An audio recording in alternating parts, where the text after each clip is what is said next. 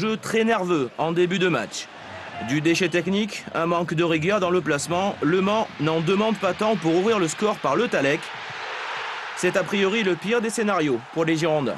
C'est compliqué la tâche tout seul. Si on avait eu un peu plus d'expérience, un peu plus de tête, on aurait pu mieux gérer cette entame de match. Mais bon, le principal ce soir, c'est de prendre les 3 points. Après, sur la manière, il y a plein de choses à dire, mais c'est secondaire. Ce qui ne l'est pas, c'est la formidable capacité de réaction de cette équipe, sa marque de fabrique.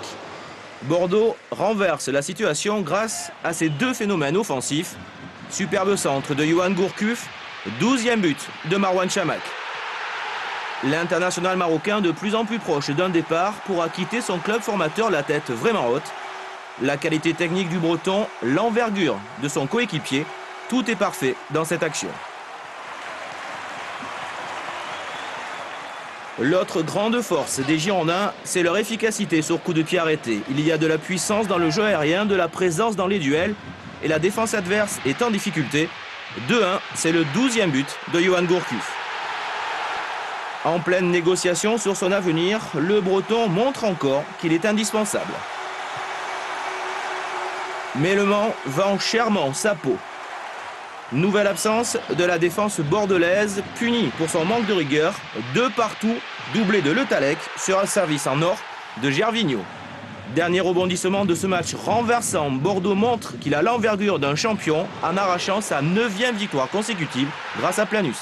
On a une force pour réagir qui est assez surprenante et qui j'espère, nous fera remporter quelque chose de grand.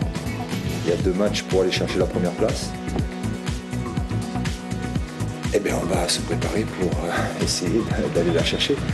Mais comme j'ai dit ce soir à mes joueurs, mieux que ce que l'on fait, on ne peut pas faire. Bordeaux est en tête avec 3 points d'avance sur l'OM qui jouera gros ce soir face à Lyon.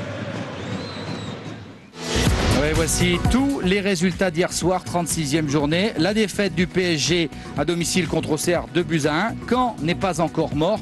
Victoire 2-0 face à Sochaux. Le classement, Nicolas. C'est extrêmement serré, notamment en bas de tableau, parce qu'on parle beaucoup du haut tableau. Mais regardez Saint-Etienne, Sochaux, Caen qui se tiennent en un point. Nantes jouera très gros tout à l'heure à 17h contre Rennes. Victoire impérative pour l'équipe d'Eli Bop. Et puis dans le haut tableau, bien sûr, Bordeaux pour l'instant en tête devant Marseille et Lyon. Les 3 équipes qui ont joué la Ligue des Champions cette saison, c'est pas un hasard. Et on va parler maintenant des transferts.